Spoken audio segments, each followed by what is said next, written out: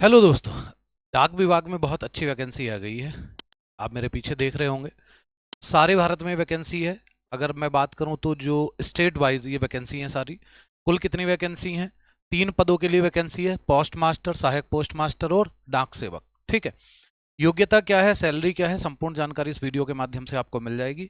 अगर आप कम से कम हाई स्कूल पास हैं तो ये वीडियो आपके लिए है, क्योंकि इसमें कम से कम योग्यता ही हाई स्कूल है। क्या इसमें पेपर होगा या नहीं होगा, ये भी पूरी जानकारी आपको मैं यहाँ प्रोवाइड कराऊंगा, तो अंत तक जरूर बने रहिएगा।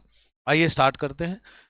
जो मिनिस्ट्री ऑफ कम्युनिकेशन है, ठीक है, उसने नोटिस जारी किया है कि जनवरी 2025 के लिए, यानी कि नोटिस आप लोग देख रहे होंगे 7/2/2025 को आया, लेकिन इनका ये जो प्रोग्राम है ये जनवरी 2025 के नाम से लॉन्च किया गया है। ठीक है।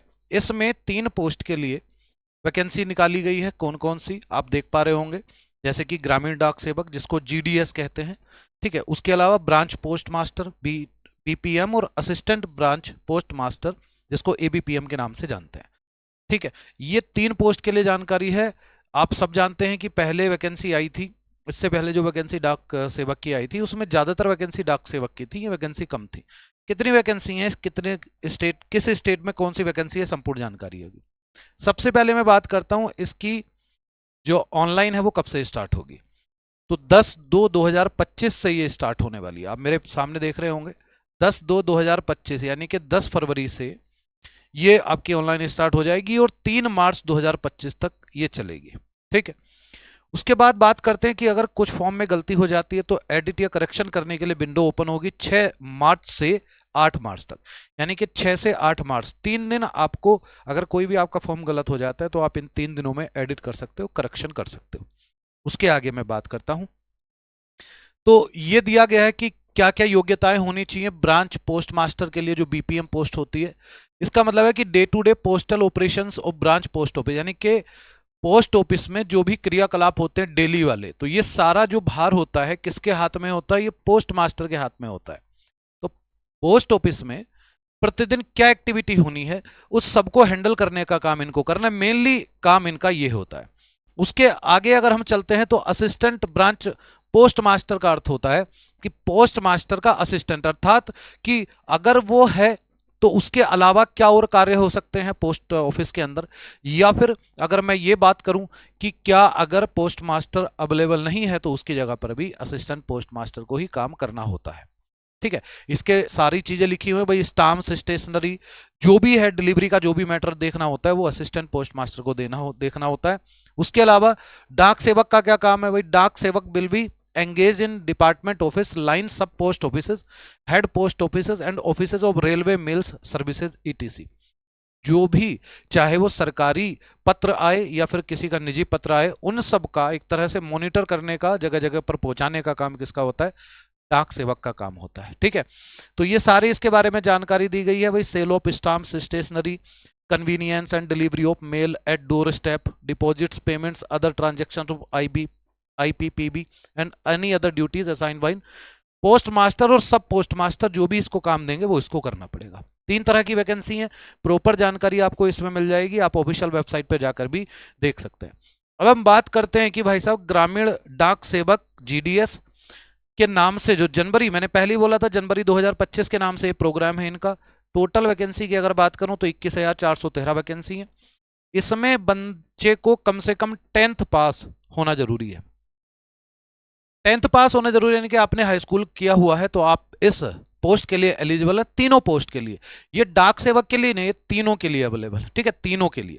इसमें क्या होता है कि कट ऑफ लगती है, कट ऑफ में जो ऊपर के बंदे होते हैं उनको पोस्ट मास्टर रख देते हैं, उससे कम मेरिट वालों को असिस्टेंट पोस्ट मास्टर या सब पोस्ट मास्टर रख देते हैं, और जो डाउन मेरिट वाले होते हैं उनको हम डाक सेवक में रख देते हैं। ठीक है, ये इनका क्राइटेरिया होता है, क्योंकि एग्जाम इसमें होता नहीं है। सबसे फायदे वाली बात यह है इसमें एग्जाम नहीं होता, आपके एकेडमिक जो नंबर हैं उसके अकॉर्डिंग, ग्रेड के अकॉर्डिंग, क्योंकि आज के समय में आप लोग देखते हैं कि ग्रेड सिस्टम चल गया एजुकेशन में भी, हाई स्कूल में, इंटरमीडिएट में, तो जिसकी ज्यादा ग्रेड होगी उसको उतनी ऊंची पोस्ट मिलने की संभावनाएं बनी रहती है। उसके अलावा नॉलेज द लोकल लैंग्वेज, देखो मैं पहले ही बोल चुका हूं कि स्टेट लेवल की वैकेंसी है, यानी कि हर एक स्टेट की, हर एक स्टेट का मतलब होता है उत्तर प्रदेश में अलग वैकेंसी है, मैं बात करूं बिहार की, बिहार में अलग वैकेंसी है, झारखंड में अलग वैकेंसी है। हाँ, मैं पहले ही बता देता हूं राजस्थान में इस बार कोई भी वैकेंसी नहीं है। ठीक, चलिए, राजस्थान में वैकेंसी है, किस पोस्ट के लिए कितनी है प्रॉपर आपको जानकारी हो जाएगी, इसमें दिया हुआ है क्लियर, ठीक है। कितनी है, हिंदी के लिए प्रॉपर नहीं है क्योंकि किस स्टेट में कौन सी रीजनल लैंग्वेज है उसके अकॉर्डिंग ये वैकेंसी आपको आती है। उसके अलावा जो डिटेल्स है उसके लिए आप नोटिफिकेशन पढ़ सकते हो। इसमें एक चीज और दी गई है, 10th with mathematics and English as a subject, यानी कि हाई स्कूल में आपके पास मैथ होना चाहिए और इंग्लिश एज ए सब्जेक्ट होना चाहिए, ठीक है। उसके आगे हम बात करते हैं भाई, थोड़ा सा आगे और चलते हैं। तो जो अलाउंस मिलेगा वो कितना होगा भाई, बात करते हैं कि अगर आप नौकरी करोगे तो भाई सबसे बड़ी बात होती है, सबसे बड़ा मोटिवेशन जो होता है वो इसलिए होता है कि सैलरी कितनी मिलेगी। तो आप सब लोग जानते हैं, देखो सबसे पहली बात तो ये है कि इसकी खासियत ये है कि अपने ही स्टेट में रहेगा बंदा, दूसरे स्टेट में नहीं जाएगा, इसलिए रीजनल लैंग्वेज रहती हैं इसमें, ठीक है। स्टेट वाइज वैकेंसी हैं सारी। तो इसमें जो बीपीएम है यानी कि जो स्टेशन मास्टर है उसकी जो सैलरी है वो 12,000 से 29,380 के बीच में है।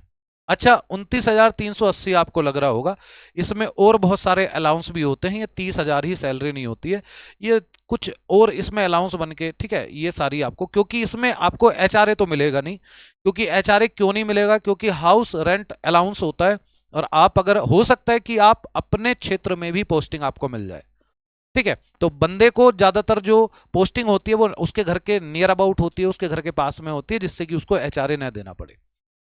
उसके बाद जो आपका एबीपीएम यानी कि जो सब स्टेशन मास्टर है, ठीक है, या फिर डाक सेवक जो है, उसकी सैलरी 10,000 से 24,470 के बीच में होती है। ये वैकेंसी है, ये आपकी सैलरी है। इसमें यहां से यहां तक मिलेगी का मतलब होता है कि ये बेस सैलरी है, अलाउंस बहुत सारे जुड़ के ये और भी ज्यादा आपको मिल जाती है। जो भी आपका परिचित या पोस्ट ऑफिस में जो भी पोस्ट मास्टर हो, एक बार उससे जरूर जानकारी ले लेना, हो सकता है कि आपको वो अपनी सैलरी के बारे में बता दे। उसके आगे हम बात करते हैं भाई साहब, एज कितनी होगी। तो मिनिमम जो एज क्राइटेरिया है वो 18 साल, आप कम से कम 18 साल होने चाहिए, और मैक्सिमम एज जो है वो 40 साल होनी चाहिए। ये जो एज क्राइटेरिया है ये किसके अनुसार है, ये जनरल के लिए है, 18 से 40 के बीच में। किसको क्या होने वाला है भाई, देखो शेड्यूल कास्ट और शेड्यूल ट्राइब यानी कि एससी और एसटी को 5 साल की छूट का प्रावधान यहां पर किया गया है। अदर बैकवर्ड क्लासेज यानी कि ओबीसी के लिए 30 साल का प्रावधान इस उम्र में किया गया है। जो ईडब्ल्यूएस है उसको कोई रिलैक्सेशन एज में नहीं दी गई है। पर्सन्स विद डिसएबिलिटीज यानी कि पीडब्ल्यूडी वाले जो होते हैं, पीडब्ल्यूडी डिपार्टमेंट की बात नहीं कर रहा हूं मैं, दिव्यांग की बात कर रहा हूं, उनको 10 साल की छूट का प्रावधान किया गया है। पर्सन्स विद डिसएबिलिटीज पीडब्ल्यू जो ओबीसी से है, यानी कि एक बंदा जो दिव्यांग है और ओबीसी कैटेगरी से बिलोंग करता है उसको 13 साल की छूट का प्रावधान किया गया है। डिसएबिलिटीज प्लस एससी एसटी यानी कि जो कोई बच्चा दिव्यांग है और एससी एसटी कैटेगरी में आता है उसको 15 साल की छूट का प्रावधान इस भर्ती में किया गया है, जो पोस्ट ऑफिस की वैकेंसी है। क्लियर है, उम्मीद करता हूं समझ गए होंगे। एजुकेशनल क्वालिफिकेशन हमने बात कर ली थी, प्रॉपर डिस्कस करते हैं। एजुकेशनल क्वालिफिकेशन जो है वो जो जीडीएस के लिए है वो secondary school examination pass certificate of 10th standard with passing marks in mathematics and English conducted by एन, जो भी बोर्ड है उसके द्वारा जो भी कंडक्ट किया गया हो, तो मैथ और इंग्लिश में जो पासिंग मार्क होते हैं वो होने बहुत ज्यादा जरूरी है। उसके अलावा applicant should have studied the local language at least up to 10th standard. देखो ये कहना क्या जाता है कि ये वैकेंसी जो है स्टेट लेवल की, यानी कि स्टेट वाइज है, स्टेट लेवल नहीं कह सकते, स्टेट वाइज है, हर स्टेट में वैकेंसी है। तो मान लो कि आप अगर यूपी से बिलोंग करते हो तो आपको बांग्ला आए जरूरी नहीं है, लेकिन आपको हिंदी जरूर आनी चाहिए। इसके अकॉर्डिंग ये कहना चाहता है कि 10th स्टैंडर्ड तक आपने हिंदी जरूर पढ़ी हो, ये इसकी मुख्य शर्तों के साथ एक शर्त भी है। उसके आगे हम चलते हैं भाई साहब, अदर क्वालिफिकेशन है, जैसे कि आपको कंप्यूटर की नॉलेज होनी चाहिए। आप कहोगे गुरुजी कंप्यूटर की नॉलेज क्यों, कंप्यूटर की तो नॉलेज की कोई जरूरत ही नहीं है पोस्ट ऑफिस में। तो मैं आपको बता दूं कि आज के समय में जितना भी पोस्ट का काम हो गया है वो मैक्सिमम हो गया है ऑनलाइन। और आप अगर स्पीड पोस्ट करते हो, कोई भी बच्चा अगर स्पीड पोस्ट करता जाके, तो आप देखते होंगे कि कंप्यूटर पे जाके वो सारी चीजें होती है। तो आपको कंप्यूटर की नॉर्मल जानकारी होनी चाहिए, जो आज के समय में हर एक बच्चे के पास होती है। नॉलेज ऑफ साइकिलिंग यानी कि आपको साइकिल चलाना आना चाहिए। ये क्यों जरूरी है मैं आपको बताऊं, क्योंकि एचआरए नहीं मिलेगा, टीए नहीं मिलेगा, ट्रेवल अलाउंस नहीं मिलता, तो जाहिर सी बात है कि साइकिल चलानी आनी चाहिए। इन्होंने सीधा सीधा कह दिया कि भाई हम टीए नहीं देंगे आपको, ठीक है। उसके अलावा कह रहा है कि लिवलीहुड का मतलब होता है कि जो एरिया जिसमें आप रह रहे हो ना, वहां रहने लायक आपका व्यवहार होना चाहिए, यानी कि आप सामाजिक होने चाहिए। उसके आगे मैं थोड़ा सा जिक्र कर लेता हूं, आपको किस किस डॉक्यूमेंट्स की जरूरत होने वाली है। जैसे कि मार्कशीट की जरूरत होगी, आइडेंटिटी प्रूफ की जरूरत होगी, कास्ट सर्टिफिकेट की जरूरत होगी, जनरल वालों को जरूरत नहीं होती, बाकी सबको जरूरत होती है। पीडब्ल्यूडी सर्टिफिकेट आपके पास होना चाहिए, ईडब्ल्यूएस सर्टिफिकेट होना चाहिए। ट्रांसजेंडर भी इसमें आवेदन कर सकते हैं, तो ट्रांसजेंडर का सर्टिफिकेट भी होना चाहिए। डेट ऑफ बर्थ का आपके पास प्रूफ होना चाहिए। Medical certificate issued bye A medical officer on any government. देखो इसका मतलब ये है, मेडिकल ऑफिसर जो है ना, वो आपको एक सर्टिफिकेट जारी करेगा, इसमें ये लगेगा, प्रॉपर समझ लेना, डेट ऑफ बर्थ से काम नहीं चलेगा, मेडिकल सर्टिफिकेट भी इसमें आपका लगेगा, नॉर्मल बन जाएगा, कोई दिक्कत वाली बात नहीं है। जो गजेटेड ऑफिसर होगा उससे जाके आप अटेस्ट करा सकते हैं, बनवा सकते हैं, कोई दिक्कत नहीं है, सारी चीजें हो जाती हैं। लिखा हुआ इसमें दिया हुआ भी है, government hospital, government dispensary, government primary health centre, इनसे ये कंपलसरी है, ध्यान रखना, ये एकदम कंपलसरी है, होना बहुत ज्यादा जरूरी है।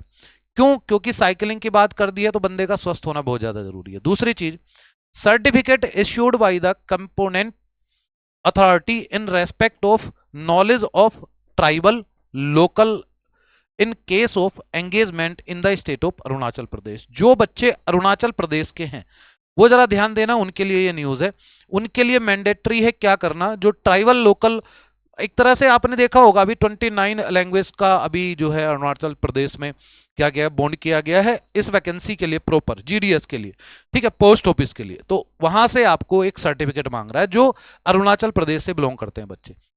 किस स्टेट में कितनी वैकेंसी है, जनरल के लिए कितनी है, ओबीसी के लिए कितनी है, एससी एसटी ईडब्ल्यूएस पीडब्ल्यूए पीडब्ल्यूबी पीडब्ल्यूसी पीडब्ल्यूडीई के लिए कितनी है, और टोटल वैकेंसी कितनी है, ये लिखा हुआ है। ये आपको समझ में नहीं आएगा, पीडीएफ आपको दे दूंगा मैं, पीडीएफ में देख लेना, लेकिन आपको मैं प्रॉपर बता देता हूं कि किस स्टेट में कितनी वैकेंसी टोटल है, ठीक है। जैसे मैं बात करूं, ये स्टेट नेम है, ये लोकल लैंग्वेज है, टोटल पोस्ट है, लैंग्वेज कौन सी आनी चाहिए किस स्टेट में, वो भी प्रॉपर लिखा हुआ है। उत्तर प्रदेश में 3004 वैकेंसी है, उत्तराखंड में 568 वैकेंसी है, बिहार में 783 वैकेंसी है, छत्तीसगढ़ में 638 वैकेंसी है, दिल्ली में 30 वैकेंसी है, राजस्थान में मैंने पहले बोला था, राजस्थान में कोई भी वैकेंसी जीडीएस के लिए नहीं है। उसके अलावा हरियाणा में 82 वैकेंसी है, हिमाचल प्रदेश में 331 वैकेंसी है, और इन सब के लिए लोकल लैंग्वेज कौन सी निर्धारित की गई है, हिंदी। कौन से निर्धारित की गई है, हिंदी। उसके आगे मैं बात करता हूं भाई साहब जम्मू कश्मीर, इसके लिए लोकल लैंग्वेज हिंदी या उर्दू आपसे आनी चाहिए, वैकेंसी है 255। उसके बाद झारखंड की मैं बात करता हूं तो हिंदी रीजनल लैंग्वेज है और वैकेंसी है 822। मध्य प्रदेश की अगर मैं बात करूं तो रीजनल लैंग्वेज है हिंदी और वैकेंसी है 1314। उसके बाद केरला की, अगर केरल की मैं बात करूं तो मलयालम लोकल लैंग्वेज आनी चाहिए, उससे वैकेंसी है 1385। पंजाब की अगर मैं बात करूं तो पंजाबी, इंग्लिश या हिंदी, तीनों लैंग्वेज अगर पढ़ी हैं तो काम चल जाएगा, तीनों में से कोई एक भी। ओब्लिक लिखा हुआ है, इसका मतलब है तीनों में से कोई एक पढ़ी हो, कोई दिक्कत नहीं है, वैकेंसी है आपकी 400। महाराष्ट्र वाले जो हैं उनको कोंकणी आनी चाहिए, मराठी आनी चाहिए, और वैकेंसी उनके लिए 25। और बात करें नॉर्थ ईस्टर्न की तो बंगाली, हिंदी, इंग्लिश, मणिपुरी, इंग्लिश या मिजो, इनमें से कोई एक आपसे लैंग्वेज आनी चाहिए और उनके लिए वैकेंसी है 1260। बात करें उड़ीसा की तो उड़िया लैंग्वेज आनी चाहिए और वैकेंसी है 1101। उसके आगे मैं बात करता हूं भाई साहब, स्टेट है कर्नाटक, कर्नाटक में कन्नड़ आपको रीजनल लैंग्वेज आनी चाहिए, वैकेंसी है 1135। बात करें हम तमिलनाडु की तो तमिल लैंग्वेज आनी चाहिए, वैकेंसी है 2292। बात करें हम तेलंगाना की तो लोकल लैंग्वेज है तेलुगु, वैकेंसी है 519। असम की अगर मैं बात करूं तो आपसे असमीज आनी चाहिए, असोनिया आनी चाहिए, बंगाली, बांग्ला, बोडो, हिंदी या इंग्लिश कुछ भी आनी चाहिए, वैकेंसी है 1870। गुजरात की बात करूं तो गुजराती रीजनल लैंग्वेज आनी चाहिए, वैकेंसी है 1203। वेस्ट बंगाल की बात करूं तो बंगाली, हिंदी, इंग्लिश या नेपाली कुछ आनी चाहिए, वैकेंसी है 923। और अगर मैं बात करूं आंध्र प्रदेश की तो वैकेंसी रीजनल लैंग्वेज है तेलुगु और वैकेंसी है 1215। उसके आगे हम ये जिक्र करेंगे आपसे कि आप जिस स्टेट से बिलोंग करते हो उसी स्टेट से आपको ये फॉर्म फिलअप करना है। ऑफिशियल वेबसाइट पे आपको जाना है, इंडिया पोस्ट जीडीएस पोस्ट करके डाल देना, डायरेक्ट आप ऑफिशियल वेबसाइट पर पहुंच जाएंगे। इस वीडियो के डिस्क्रिप्शन में आपको लिंक भी मिल जाएगा इस पीडीएफ का, और अधिक जानकारी के लिए आप ऑफिशियल आईडी जो ऑफिशियल वेबसाइट है उसको विजिट कर सकते हैं, सारी प्रॉपर जानकारी आपको वहां पर भी मिल जाएगी। आपको ये जानकारी कैसी लगी है कमेंट सेक्शन में जरूर लिखिएगा, और उसके साथ साथ आप किस स्टेट से बिलोंग करते हो, क्या आप ये फॉर्म भर रहे हो नहीं भर रहे हो, इसके बारे में भी आप कमेंट सेक्शन में जरूर लिखिएगा। मिलते हैं अगले किसी सेशन में। नमस्कार।